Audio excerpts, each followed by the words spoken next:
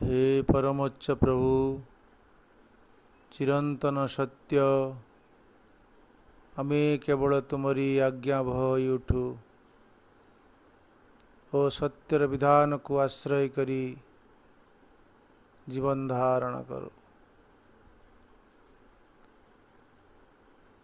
समस्त को से प्रश्न उपनिषद भीतर को स्वागत करुछि।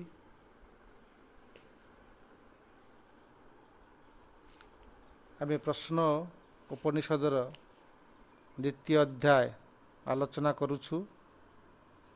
ए द्वितीय अध्याय रे विदर्भ भार्गव ऋषि विप्लदं को द्वितीय प्रश्न पचारुछंती। हे भगवान ए जगत को बा शरीर को केते जन देवता धारण करिछंती। ये गोटे प्रश्न। द्वितीय प्रश्न पचारिछंती सेमानक मध्य केते जन ए जीवन भितरे जगत भितरे प्रकाशित होइछंती। तृतीय रे पचारिछंती ए व्यक्त और ए अव्यक्त जो देवगण एटी अछंती सेमानक मध्यरु श्रेष्ठ किए। एमिति तीनोटी मौलिक प्रश्न। ये प्रश्न को नहीं आम आलोचना करिथिलु जे ऋषि विप्लद ता संबंध रे सुंदर भाव आलोचना करिछंती। या पूर्वरु आमे कठोपनिषद पढ़ी जे यही समग्र जगत प्राण ठारू ही उत्पत्ति एवं ये प्राण द्वारा ही एवं प्राण भितरे ही ये जगत ये जीवन गति करुछंती। जदिदं किंच सर्व जगत सर्वं प्राण एतति निःश्रुतम कठोपनिषद रे वर्णना थिला। आमे जहाँ जदिदं किंची जहाँ किछि जगत रे देखुचे जहाँ व्यक्त अव्यक्त जहाँ किछि सत्ता मान को देखुचे जगत सर्वं प्राण एजति निःश्रुतम ये समस्ते किछि प्राण से मूल प्राणर ही सृष्टि होइछंती एवं ये प्राण द्वारा ही से माने यात्रा करुछंती एवं प्राण भितर ही यात्रा करुछंती। प्राण ही एठी शरीर को रूप देइछि कि तापर भी कठोपनिषद वर्णना अछि जे ये जो प्राणर जो गति जे पान आपान व्यान उदान समान यारी माध्यम दे से प्राण देवता एटी गति करुछंती प्राण पुरुष गति कर किंतु सी सर्वश्रेष्ठ नुहंती तांकर मध्य क्षय अछि तांकर मध्य जन्म अछि। तो प्राण आत्मा नुहंती एक कथा से वर्णना कठोपनिषद वर्णना करथिले। तो प्राण ही एटी मूलभूत प्राण द्वारा ही सब किछि एटी व्यक्त होइछि। श्रीरंद कहउचंती सुंदर भाव जे pranic energy supports not only the operation of our physical life but also those of the mind in the living body। श्री सुंदर भाव से कहउछंती जे ई प्राणिक एनर्जी आम भीतर जो प्रवाहित होउछंती से मूल प्राणिक एनर्जी से विश्व बा से प्राण ब्रह्मेति वेजनात् से प्राण ही ब्रह्म से ब्रह्ममय प्राण प्राण शक्ति ताको मूल प्राण बोली कहा जाए प्रथम प्राण बोली कहा जाए। सी केवल यही फिजिकल लाइफ को जो ऑपरेशन करुचे नुहे धारण करुचे नुहे pranic energy supports not only the operation of our physical life but also those of the mind in the living body. मन एवं मन सहित जो इंद्रिय माने रहिले एमानंक मध्य से सपोर्ट करुची ताको धारण करिछि। Therefore by the control of the pranic energy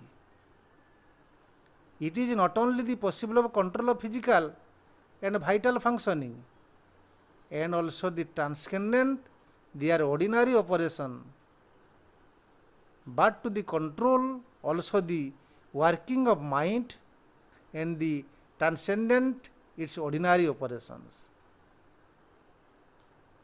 उपनिषद जहाँ कहूँ से कथा श्रीअरविंद कहते जे प्राणिक एनर्जी जो कंट्रोल द्वारा आम ठीक भाव जब नियंत्रण करिपरिबा ताहले आमर जो फिजिकल एवं भाइटाल फंक्शनिंग सब रही ताकू मध्य एवं ता सहित जो विश्वातीत तार कार्य सब रही एवं control also the working of the mind एवं मनर जो कार्य सब रही एगुड़ा को सबू संभव हो पार ताको नियंत्रित करि परिबा तार पॉसिबिलिटी सबू को आम व्यक्त करि परिबा। The human mind in fact depend upon the pranic force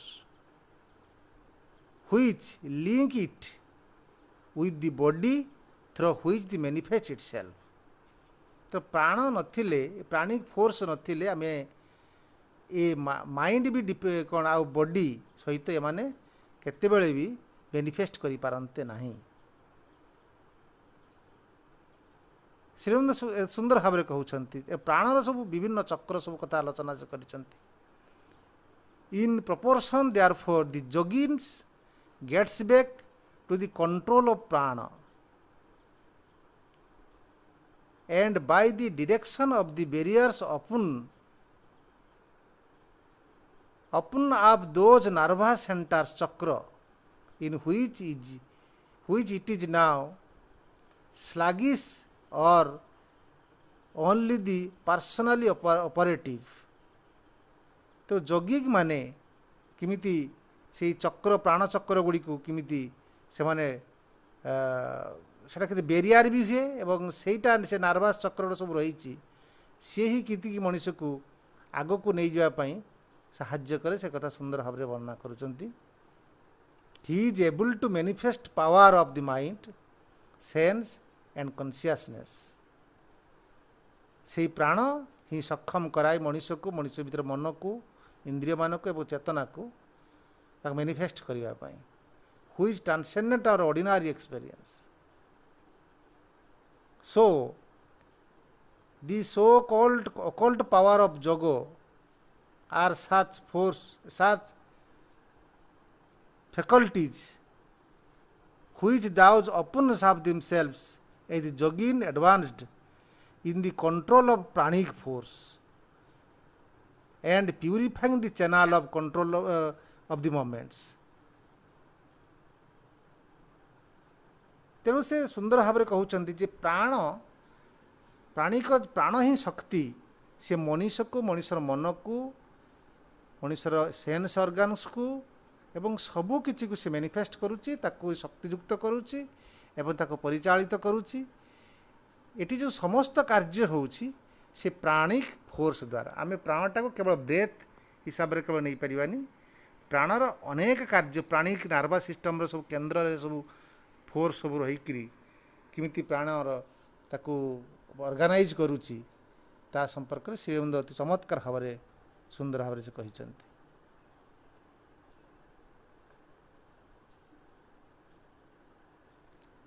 आम से कहते जे श्रीअरविंद सुंदर भाव में कहते प्राणी को आम उपनिषद वेद हॉर्स बोली कहुई। The horse to the chariots driven by the mind that path on which it wishes to travel to the goal of the desires। तो प्राण हूँ से हूँ घोड़ा से रथर घोड़ा एवं से रथर घोड़ा को किए कंट्रोल करुच्ची ना माइंड कंट्रोल करुच्ची। तेणु सी ही मूल शक्ति आ से शक्ति द्वारा ही ये जीवन यात्रा चली। ସେଥିପାଇଁ ସେହି ପ୍ରଶ୍ନର ଉତ୍ତର ଦେଲାବେଳେ ଋଷି ପିପ୍ପଳଦ ସୁନ୍ଦର ଭାବରେ କହୁଛନ୍ତି ଯେ ପ୍ରଥମ ପ୍ରଶ୍ନର ଉତ୍ତର ଦେଇନାହାନ୍ତି ଯେ ହେଟା ତ ଆମେ ସମସ୍ତେ ଜାଣୁଛୁ, ସେ ଇଙ୍ଗିତ ଦେଉଛନ୍ତି ଯେ ଆମର ପ୍ରତ୍ୟେକ କୋଷ ଅଣୁକୋଷ ଭିତରେ ସମସ୍ତେ ଦେବତା ନିଜକୁ ରିଫ୍ଲେକ୍ସନ୍ କରିଛନ୍ତି ଏବଂ ସେମାନେ ସବୁ ଅଛନ୍ତି, କିନ୍ତୁ ତା ଭିତରେ କିଛି ବାହ୍ୟ ଦେବତା ଏବଂ କିଛି ଶୈରଗତ ଦେବତା ବିଷୟରେ ଆଲୋଚନା କରି ସେମାନେ ପ୍ରକାଶିତ ହୋଇଛନ୍ତି। କ୍ଷୀ ତପ୍ ତେଜ ମରୁତବ୍ୟମ, ଯେଉଁ ଆକାଶ, ବାୟୁ, ଅଗ୍ନି, ଆପ, ପୃଥିବୀ ଏମାନେ ତ ପ୍ରକାଶିତ ହୋଇଛନ୍ତି। ଆଉ ଶୈରଗତ ଦେବତା ବାକ୍, ମନ, ଚକ୍ଷୁ, ସ୍ତୋତ୍ର ଏମାନେ ପ୍ରକାଶିତ ହୋଇଛନ୍ତି ଏବଂ ସେମାନେ ପରସ୍ପର ନିଜର ପ୍ରକାଶିତ ରୂପକୁ ଦେଖି ସେମାନେ ଅହଙ୍କାର କରିଛନ୍ତି, କହିଲା ଭଳିଆ ସେ କଥାବାର୍ତ୍ତା ସେ କରିଛନ୍ତି ଯେ ସେମାନେ କହୁଛନ୍ତି ଆମେ ହିଁ ଏ ଯେ ଶରୀରକୁ ଧାରଣ କରିଛୁ, ଆମେ ହିଁ ଶ୍ରେଷ୍ଠ। କିନ୍ତୁ ଏମାନଙ୍କ ପଶ୍ଚାତରେ ଆଉ ଜଣେ ଅବ୍ୟକ୍ତ ଦେବତା ଯେ ଅଛନ୍ତି, ଏମାନେ ତାକୁ ଦେଖିପାରୁନାହାନ୍ତି। ସେ ଉତ୍ତର ଦେଉଛନ୍ତି ସେ ଅବ୍ୟକ୍ତ ଦେବତା ପ୍ରାଣ, ସେ ସର୍ବବରିଷ୍ଠ, ସେ ସମସ୍ତଙ୍କ ଭିତରେ ଅଛନ୍ତି ଏବଂ ସେ କହୁଛନ୍ତି ଯେ ତୁମେ ସେ ମୋହରେ ପଡ଼ ନାହିଁ, ଯେ ତୁମେ ଯେ ସବୁ ଶ୍ରେଷ୍ଠ ବୋଲି କହୁଛ, କଳହ କରୁଛ, ଏମିତି ମୋହରେ ପଡ଼ ନାହିଁ, ଏମିତି ଅଜ୍ଞାନତାରେ ପଡ଼ ନାହିଁ, ଭ୍ରମରେ ପଡ଼ ନାହିଁ।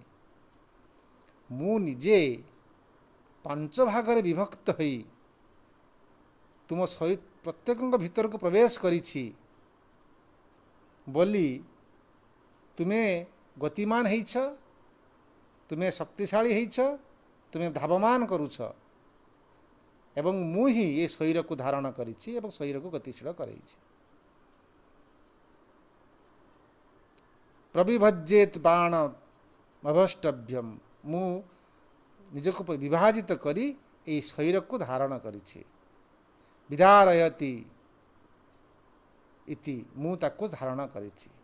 ତେ, କିନ୍ତୁ ଏ କଥା ପ୍ରାଣ ଯେତେବେଳେ କହିଲେ, ଏମାନେ ତ ସେ କଥା ଜାଣିପାରୁନାହାନ୍ତି, କାରଣ ଏମାନେ ବାହ୍ୟ ଜଗତରେ ବାସ କରୁଛନ୍ତି। ତେ ଅଶ୍ରଦ୍ଧ ଧାନଂ ବଭୁବ, ସେମାନେ ଏ ପ୍ରାଣର କଥାକୁ ବିଶ୍ୱାସ କଲେ ନାହିଁ, ତାକୁ ଅବିଶ୍ୱାସ କଲେ ଏବଂ ସେମାନେ ବିଶ୍ୱାସ ନ କରିକି ତାଙ୍କ କଥାକୁ ଏତେ ଗୁରୁତ୍ୱ ଦେଲେ ନାହିଁ। ସେତେବେଳେ ପ୍ରାଣ ଭିତରେ ସବୁ କିଛି ଗୋଟେ ନିଜସ୍ୱ ପ୍ରକ୍ରିୟା ଅଛି, ସେ ଅଭିମାନ କରେ, ସେ ରାଗ କରେ, ଆଉ ତେଣୁ ତା'ର ଗୋଟେ ନିମ୍ନ ପ୍ରକୃତି ମଧ୍ୟ ରହିଛି। ତେଣୁ ସିଏ ତା ନିମ୍ନ ପ୍ରକୃତି ଦ୍ୱାରା ସେ ଅଭିମାନ କରିଛନ୍ତି ହେଲା। ରାଖୁଛି ହଉ ତୁମେମାନେ ସବୁ ମୋତେ ବିଶ୍ୱାସ କରୁନ ତ, ଠିକ୍ ଅଛି, ଊର୍ଦ୍ଧ୍ୱମ୍ ଉତ୍କ୍ରମତ ଇବ, ତାହେଲେ ମୁଁ ଏ ଶରୀର ଛାଡ଼ିକି ପଳେଇ ଯାଉଛି। ଯେତେବେଳେ ସେ ଉଦ୍ୟତ ହେଲେ, ତସ୍ମିନ୍ ଉତ୍କ୍ରମତ୍ୟ ଇତରେ ତଥା ଇତରେ, ଯେତେବେଳେ ସେମାନେ ସିଏ ଉଦ୍ୟତ ହେଉଛନ୍ତି ବା ବାହାରି ପଳେଇ ଯିବା ପାଇଁ, ସେତେବେଳେ ଏ ସମସ୍ତେ ସବୁ ଯେ ଥିଲେ ଚକ୍ଷୁ, କର୍ଣ୍ଣ, ବାକ୍, ମନ, ଏମାନେ ମଧ୍ୟ ଶକ୍ତିହୀନ ହୋଇପଡ଼ିଲେ ଏବଂ ଶକ୍ତିହୀନ କଲେ ତାଙ୍କର ଅସ୍ତିତ୍ୱ ଲୋପ ପାଇଲା ଭଳିଆ ଲାଗିଲା ତାଙ୍କୁ। ସର୍ବଂ ଏବାତ୍ ଉତ୍କ୍ରମନ୍ତେ, ସମସ୍ତେ ମଧ୍ୟ ତାଙ୍କ ସହିତ, ଏ ପ୍ରାଣ ସହିତ ଏ ଶରୀରରୁ ବାହାରି ଯିବା ପାଇଁ ମଧ୍ୟ ବାହାରି ପଡ଼ିଲେ।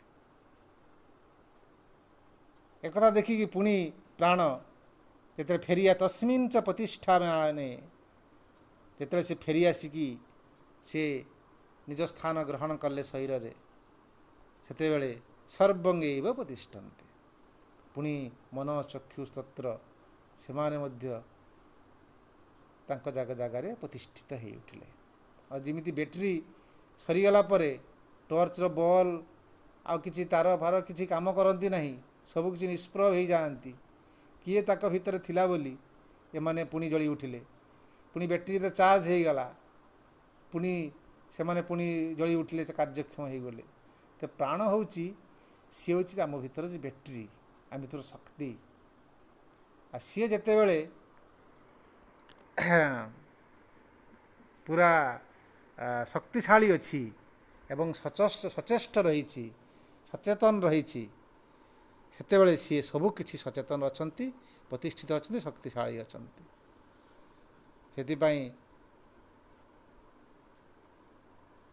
ପ୍ରାଣ ରବୀନ୍ଦ୍ରନାଥଙ୍କ ସୁନ୍ଦର ପ୍ରାର୍ଥନା ରହିଛି, ପ୍ରାଣ ସବଳ ହକ୍, ହୃଦୟ ବିମଲ ହକ୍, ବିଘ୍ନ ଦାଓ ଅପସାରି।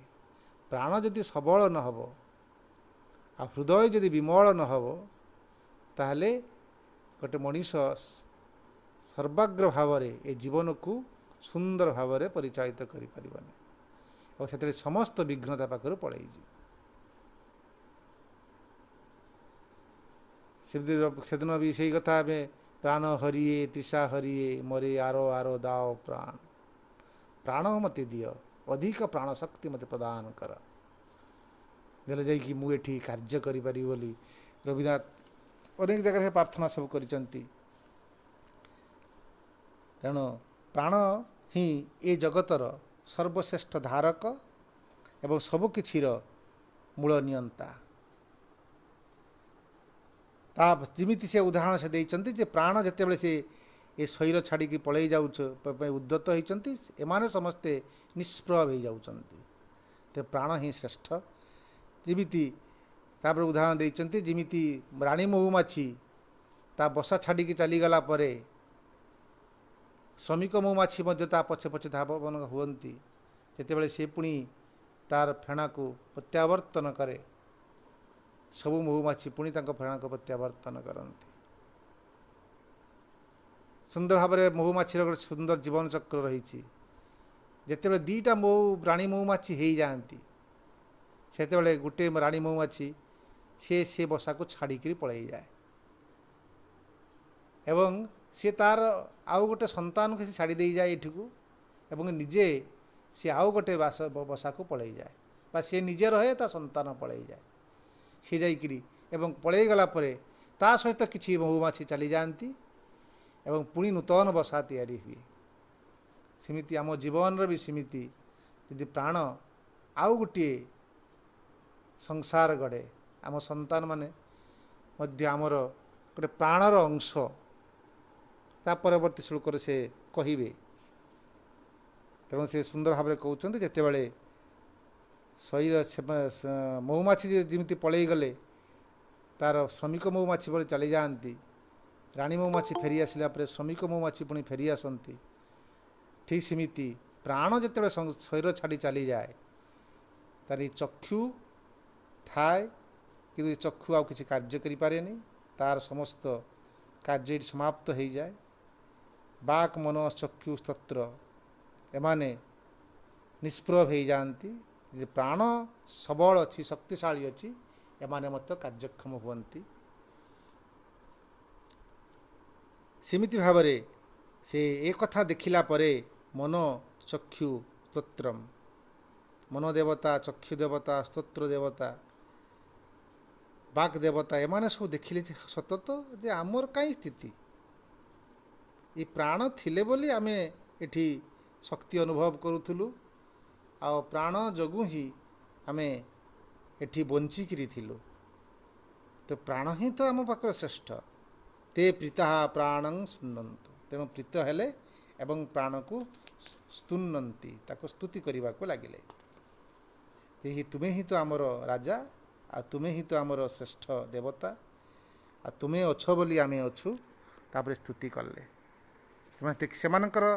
ସେମାନେ ସମସ୍ତେ ଜ୍ଞାନେନ୍ଦ୍ରିୟ, ତାଙ୍କର ଜ୍ଞାନ ରାଜ୍ୟକୁ ସେମାନେ ଫେରିଯାଇ ଦେଖିଲେ, ସତ୍ୟ ତ ଏହି ଶ୍ରେଷ୍ଠ, ଏହି ତ ଆମର ଅଗ୍ନି, ଏଷ ଅଗ୍ନି ସ୍ତପସ୍ତେ ସହ, ଏଷୋ ସୂର୍ଯ୍ୟ, ଏଷୋ ପର୍ଜନ୍ୟ ମାଘବାନେଷୁ, ଏଷୋ ବାୟୁ, ଏଷ ପୃଥିବୀ ରଇ, ତୁମେ ହିଁ ସତ୍, ତୁମେ ହିଁ ଅସତ୍, ତୁମେ ହିଁ ସବୁ କିଛି।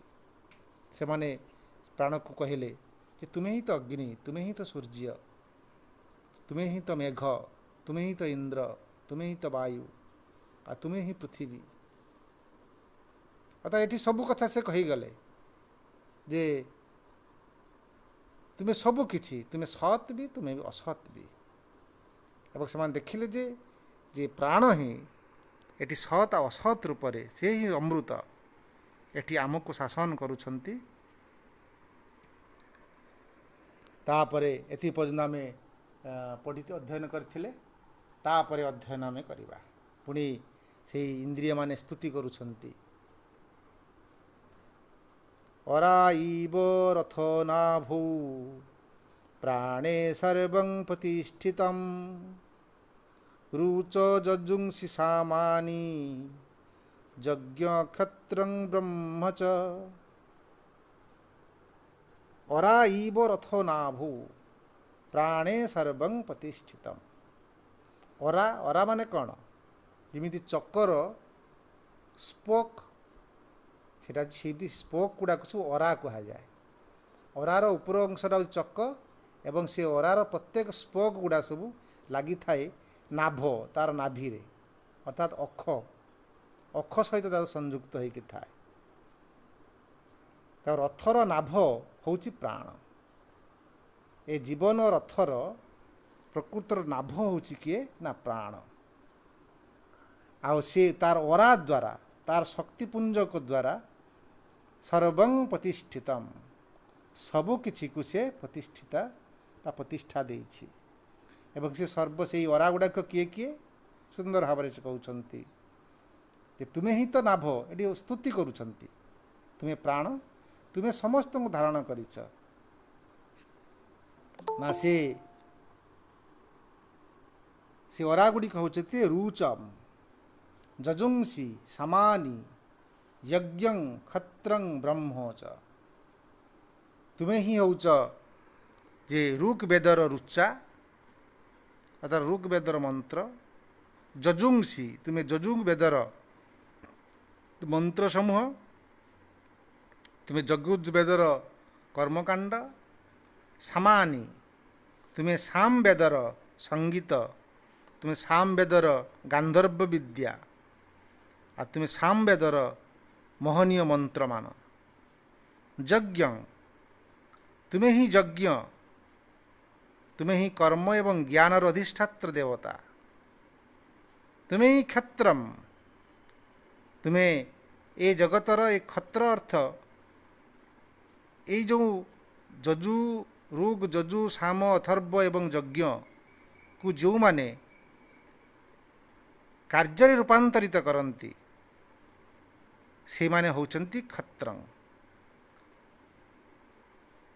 अर्थात तुम्हें समस्ते से किए ना यही मनीष माने एडी क्षत्रं अर्थ क्षत्रिय आदि सबू किछि अर्थात क्षत्रिय सह ब्राह्मण शूद्र वैश्य ये समस्ते ही तुम्हें ब्रह्म च तुम्हें ब्रह्म मध्य अर्थात तुम्हें तुमरी द्वारा प्रतिष्ठित होइचंती तुम्हें अच्छ बोली ये समस्त प्रतिष्ठित होइचंती। तुम्हें प्राणर केन्द्र रहीच रथ केन्द्र रहीच एवं ये जगत केन्द्र रहीच जीवन केन्द्र रहीच शरीर केन्द्र रहीच एवं रहीकि तुम्हें ही ऋग्वेदर मंत्र उच्चारण करुछ तुम्हें ही यजुर्वेदर मंत्र उच्चारण करुछ तुम्हें सामवेदर उच्चारण करुछ ताकू यज्ञ परिणत करुछ एवं तुम्हें ही सब वर्णर श्रेष्ठ आ तुम्हें ही ब्रह्म मध्य। तेणु ये ब्रह्म बोली प्राण को संबोधन करी समस्त देवता माने तांको स्तुति करुछंती। हराइव रथो नाभो प्राणे सर्वं प्रतिष्ठितम्। ए सुंदर श्लोकटी आ सुंदर भाव एटा ऋषि प्राण को स्तोत्र कला बेले एटी वर्णना करुछंती। विशेषकर यही मंत्रटी जितेबले प्राण प्रतिष्ठा हुए घटरे सेतेबले ब्राह्मण माने एटा को गान करती। अराइव रथो नाभो प्राणे सर्वं प्रतिष्ठितं रुच जजुंसि समानि यज्ञं क्षत्रं ब्रह्म च।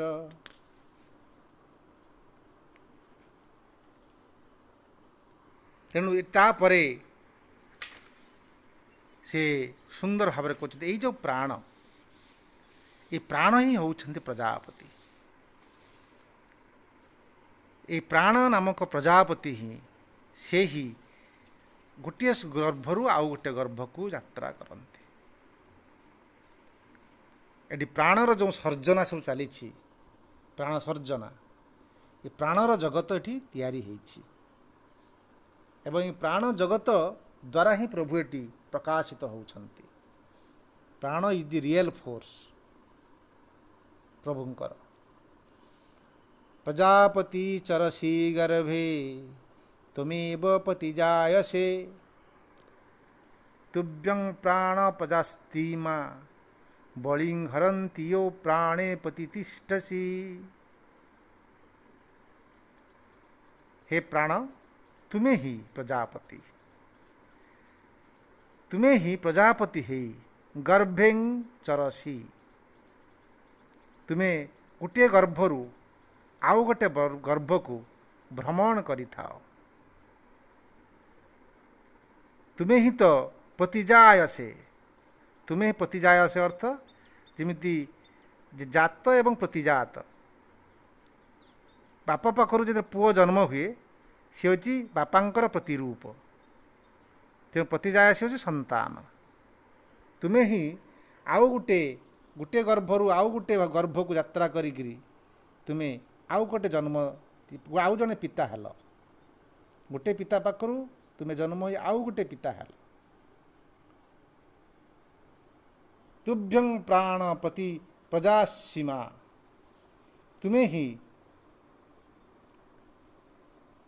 प्रजास्तीमा, तुम्हें ही प्रजार, तुम्हें ही स्तुति, तुम्हें ही माने प्राण ही, तुम्हें प्राण ही तुभ्यम तुम ठारू ही, ये पंचमी होइछि, तुम ठारू ही प्राण तुम्हें प्रजास्तीमा अन्य संतान माने सृष्टि होउछन्ति। बलिं तुम्हें होउछ भोग्य पदार्थ, हरन्ति यो प्राणे पति तिष्ठसि। तुम्हें सबु किछि को ग्रहण कर, हरन्ति हरण कर, तुम्हें ग्रहण कर, तुम्हें दियो एवं तुम्हें नियो एवं प्राणे प्राण सहित प्रतिष्ठसी सबु किछि प्रतिष्ठा लाभ करिछि। एठी जो सुंदर श्लोकटी कहउछन्ति जे प्रजापति, एटी प्राण होउछन्ति प्रजापति। आमे जिमिति गोटे संतान जन्म कला बेले सी कौन जन्म हुअन्ति, प्रकृति प्राणर जन्म हुए। गोटे शरीर आउ गोटे शरीर को प्राण यात्रा करती, प्राण यात्रा करती, आत्मा यात्रा करती प्राणर सह। तो प्राण छाड़िकी परमात्मांकर तांकर स्थिति से निजक मैनिफेस्ट करि परिबे नहीं, तो प्राण को धरिकी से यात्रा करेंगे। ता प्राण होची तांकर आउ गोटे प्रतिरूप। से सुंदर भाव कहते प्रजापति चरसी गर्भे। तेणु से प्राण ही गोटे गर्भरू गर्भ को भ्रमण करती चरसी। आ तुमेव तुमेव शब्द व्यवहार करते, हे प्राण तुम्हें तो प्रजापति, तुम्हें ही पतिजायसे, तुम्हें ही आउ जड़े पिता होकर आउ गोटे गर्भरे जन्म ग्रहण करुछ। तुभ्यं तुम ठारू प्राणपति प्रजासीमा, तुम ठारू समस्त इंद्रिय गुड़िक सह तुम्हें आउ गोटे शरीर ग्रहण कर एवं आउ गोटे पिता ही उठ। तो तुम्हें सर्वदा ही तुम्हें ही विचरण करुच। आ तुम्हें ही बलिम, तुम्हें ही मो भितरे कामना शक्ति। आ तुम्हें अछ बोली मो भितर गोटे कामना शक्ति आसुछि एवं मु भोग करुछि। मोर कामना अच्छी बोली आउ गोटे कामना को सम्मान दउछि। हरंती शब्द से अनुसार व्यवहार कराई। हरंती अर्थ मु ग्रहण करी एवं दान करी, मु उपभोग करी एवं उपभोग्य हेबी। यो प्राणे पतितिष्ठसि। तेणु यही प्रकार रे प्राण मु प्रत्येक भितर प्रतिष्ठित होइकी रही। मोर भोग एवं भोग्य भितर प्रतिष्ठित होइकी अछि। ये हूँ प्राणर गोटे रूप। जे प्राण जिमिति समस्त को प्रतिष्ठा देइछि, प्राण जिमिति शरीर को समस्त को बल दउछि, ସାମର୍ଥ୍ୟ ଦେଉଛି, ପ୍ରାଣ ସେମିତି ଭୋଗ ବି ମଧ୍ୟ କରୁଛି। ସେ ଭୋଗ କରେ ଏବଂ ଅନ୍ୟର ଭୋଗ୍ୟ ହୁଏ। ସେ ଅନ୍ୟକୁ ପ୍ରେମ କରେ ଏବଂ ଅନ୍ୟର ପ୍ରେମିକ ହୋଇ ଉଠେ। ତେଣୁ ପ୍ରାଣ ଏଠି ପ୍ରେମର ରୂପ ସଞ୍ଚାର କରିଛି ଏବଂ ପ୍ରେମ ଦ୍ୱାରା ହିଁ ପ୍ରତିଷ୍ଠା ଲାଭ କରୁଛି। ଏବଂ ସେ ପ୍ରାଣକୁ ଏହି ପ୍ରକାର ଜଣେ ପ୍ରେମମୟ ଈଶ୍ୱର ବୋଲି ଏଠି ବର୍ଣ୍ଣନା କରିକି ତାକୁ ସ୍ତୁତି କରୁଛନ୍ତି। ତାପରେ ଆଉ ଗୋଟେ ସ୍ତୁତିରେ ସେ ସୁନ୍ଦର ଭାବରେ କହୁଛନ୍ତି, ଦେବାନାମସି ବହ୍ନି ତମ ପିତॄଣାଂ ପ୍ରଥମା ସ୍ୱଧା ଋଷୀଣାଂ ଚରତି ସତ୍ୟଂ ମଥର୍ବାଙ୍ଗିରସାମସି। ଏଟା ଆହୁରି ସୁନ୍ଦର ଭାବରେ ପ୍ରାଣକୁ ଏତେ ସୁନ୍ଦର ଯେ ବର୍ଣ୍ଣନା କରାହେଇଛି। ଦେବାନାମସି ବହ୍ନି ତମ ବହ୍ନି, ତୁମେ ହେ ପ୍ରାଣ ତୁମେ ହିଁ ହେଉଛ ଦେବତାମାନଙ୍କର ବହ୍ନି। ଅର୍ଥାତ୍ ତୁମକୁ ଯେତେ ଆରାଧନା କରାଯାଏ ସମସ୍ତ ଦେବତାମାନଙ୍କୁ ପ୍ରାପ୍ତ ହୁଅନ୍ତି। ଦେବତାମାନଙ୍କୁ ଯେତେବେଳେ ଆରାଧନା କରାଯାଏ, ଆରାଧନାର ପ୍ରଥମ କାର୍ଯ୍ୟ ହେଉଛି ଯେ ଗୋଟେ ବହ୍ନି ଦ୍ୱାରା ଅଗ୍ନି ଦ୍ୱାରା ତାଙ୍କୁ ଆରାଧନା କରାଯାଏ। ଏବଂ କାରଣ ଦେବତାମାନେ ହେଉଛନ୍ତି ବହ୍ନି ଜାତ, ସେଠି ବହ୍ନିମାନ ସେମାନେ। ତେଣୁ ତୁମେ ହିଁ ହେଉଛ ବହ୍ନି, ତୁମେ ହିଁ ବହ୍ନିତମ, ତୁମେ ଉତ୍ତମ ଅଗ୍ନି, ତୁମେ ଉତ୍ତମ ଅଗ୍ନି ହିଁ ଦେବତାମାନଙ୍କର ଶ୍ରେଷ୍ଠ। ତୁମ ଦ୍ୱାରା ହିଁ ଆମେ ଦେବତାମାନଙ୍କୁ ପ୍ରାପ୍ତ କରୁ। ଆଉ ତୁମେ ହିଁ ଦେବତାମାନଙ୍କର ବହ୍ନି, ଦେବତାମ୍ ଅସି ବହ୍ନି। ଆଉ ତୁମେ ହିଁ ହେଉଛ ପିତॄଣାଂ ପ୍ରଥମା ସ୍ୱାଧା। ତୁମେ ତମ୍, ଆମ ପିତୃପୁରୁଷଙ୍କୁ ଯେତେବେଳେ ଇଏ କରୁ, ଶ୍ରାଦ୍ଧ ଶାନ୍ତି ଦେଉ, ଆଚ୍ଛା ପିତୃମାନଙ୍କର ପିତୃଲୋକକୁ ପ୍ରାପ୍ତ କରିବା ପାଇଁ ବା ତାଙ୍କର ଏ ଯେଉଁ ପ୍ରାଣିକ ଆତ୍ମା ସିଏ କେମିତି ପରମାତ୍ମାଙ୍କ ସହିତ ମିଶିଯିବା ପାଇଁ ତାଙ୍କୁ ଗୋଟେ ସ୍ୱାଧା ବା ଶ୍ରଦ୍ଧା ବା ଶ୍ରାଦ୍ଧ ଦିଆଯାଏ। ଶ୍ରଦ୍ଧା ଶବ୍ଦଟା ସେ ଅର୍ପଣ ଶବ୍ଦରୁ ଆସୁଛି। ଅର୍ଥାତ୍ ତାକୁ ଯେଉଁ ଜଳ ତର୍ପଣ କରାଯାଏ, ପିତୃ ତର୍ପଣ କରାଯାଏ, ତିଳ ତର୍ପଣ କରାଯାଏ, ପିଣ୍ଡଦାନ ଦିଆଯାଏ, ଏଇଟାକୁ ସ୍ୱାଧା ବୋଲି କୁହାଯାଏ। ତେଣୁ ତୁମେ ହିଁ ହେଉଛ ସ୍ୱାଧା, ପିତॄଣାଂ ପ୍ରଥମା ସ୍ୱାଧା। ତୁମେ ହେଉଛ ପ୍ରଥମ ଆହୁତି, ପ୍ରଥମ ଅର୍ପଣ, ପ୍ରଥମ ଶ୍ରଦ୍ଧା। ଏବଂ ଏହି ସ୍ୱାଧା ଦ୍ୱାରା ପିତୃପୁରୁଷ ମୁକ୍ତି ଲାଭ କରନ୍ତି। ତାଙ୍କ ଭିତରୁ ଯେତେ କଳୁଷ କଳମସ ରହିଛି ସେହି ସ୍ୱାଧା ଦ୍ୱାରା ବା ପିତୃପୁରୁଷମାନଙ୍କର ପୁତ୍ରମାନଙ୍କର ସ୍ୱାଧା ଦ୍ୱାରା ପିତୃଲୋକକୁ ସେମାନେ ପ୍ରାପ୍ତ ହେବାର ସେମାନଙ୍କର ସୁଯୋଗ ରହିଛି। ସେମାନେ ମୁକ୍ତି ପାଇଯାଆନ୍ତି ବୋଲି କଥିତ ଅଛି। ତେଣୁ ସେ କଥା ହେଇଛି ପିତॄଣାଂ ପ୍ରଥମ ସ୍ୱାଧା, ପିତୃପୁରୁଷର ତୁମେ ହିଁ ଶ୍ରାଦ୍ଧ।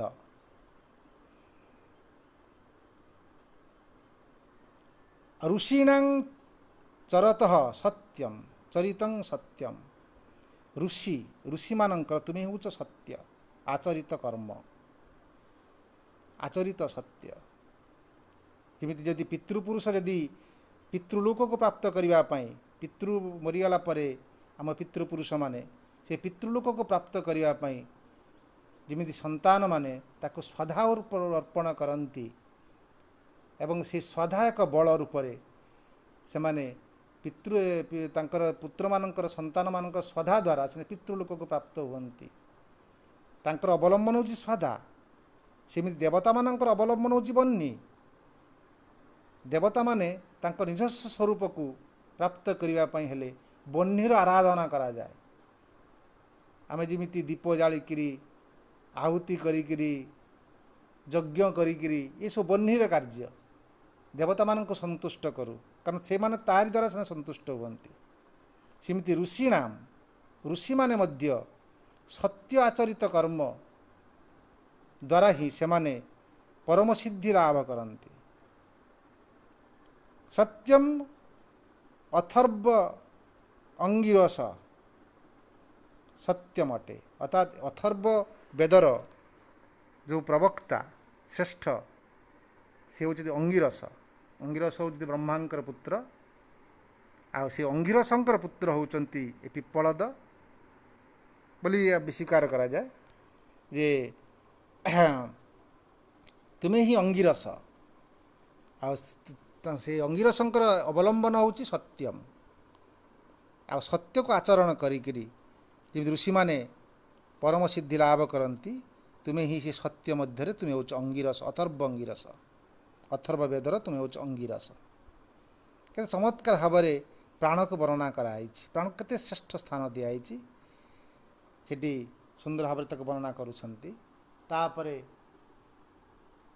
आउ गोटे वर्णना करुछंती इंद्रस्तं प्राण चेतसा रुद्रासी परिरक्षिता त्वमंतरिक्षे चरसी सूर्यस्तु ज्योति संपति।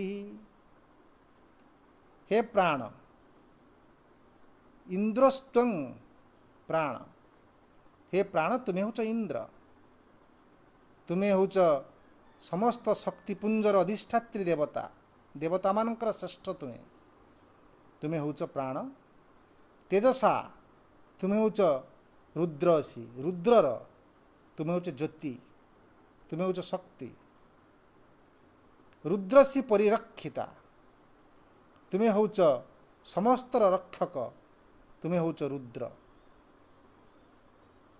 रुद्र शब्दटी श्री अरविंद अति चमत्कार भाव में वर्णना करुछंती गीता निबंधमाला जे ए जगत रे परम प्रभुंकर यदि गोटे रूप प्रकाशित होईछि सेटा प्रेममय रूप तो प्रकाशित है नहीं बेसी रूप प्रकाशित है रुद्र रूप आ रुद्र रूप द्वारा ए पृथ्वीटी परिचालित होउछि सेतिपाई ध्वंस चली विभीषिका चली मृत्यु चली से रुद्र रूप द्वारा ए पृथ्वी गोटे ऋत परिवर्तन ही चली तो रुद्र ही परिरक्षिता ए रुद्र रूप ही ए जगत को गोटे सृजनशील पूर्णता आड़ को नहीं नहीं चली तुम अंतरिक्षे चरसी सूर्य तुम्हें ही सूर्य तुम्हें अंतरिक्ष यात्रा करुछ अंतरिक्ष विचरण करुछ आ तुम्हें ही ज्योतिषांपति जेते ज्योतिष रही तुम्हें अच्छा जेते नक्षत्रगण रही जेते ज्योतिर्मान वस्तु सब रही तार श्रेष्ठ होचंती तुम्हें तुम्हें हूँ राजा तुम्हें हूँ सूर्य तेणु ये सबू किसी से प्राण से शक्ति प्राण शक्ति से श्रीअरविंद सुंदर भाव कहते जी the pranic energy supports all things सबू किसी कि ये कि प्राणिंग एनर्जी ये पीटा कैपिटाल पी बोली सुंदर भाव व्यवहार करुँच तेणु प्राणर केन्द्र गुड़ी को आमको खोलने पड़ो इंद्रियर भितर असंख्य एक कथार ऋषि मैंने देखिला परे जे प्राणर किमिति समस्त प्राण किमिति क्रियाशील हो उठिबे सेतिपाई प्राणायाम करिसंती हठयोग करिसंती विभिन्न प्रकार राजयोग करिसंती ए सबु जोगर मूल कथाटी है आमर समस्त प्राण केन्द्र गुड़ी को प्राण केन्द्र सब गंठी होगी पड़ रही सी खोली देवा पड़ो आ प्राणर ऊर्जा जिते शरीर भीतर को प्रवाहित हम ये ज्योतिर्मान शरीरटी शरीरटी ज्योतिर्मान हो उठिबो सेते शरीर भीतर समस्त रोग समस्त आविलता आ सबू किसी संकट ता देहरु पड़े एवं से ज्योतिर्मान शरीर द्वारा ही से ज्योतिर्मान ब्रह्म को प्राप्त करहब एवं सुंदर भाव में ऋषि एक कथा को कहे जे प्राण ही आराध्य देवता तांकरी माध्यम दे ही से किमिति से परम को प्राप्त करहब ता संपर्क में आहरी सुंदर भाव में आलोचना हम रब भाई मुझे रखुची आपण आलोचना आरंभ करंतु। समस्त नमस्कार सकाळ आज आम प्रश्न उपनिषदर द्वितीय भाग षष्ठ मंत्रु आरंभ करी षष्ठ सप्तम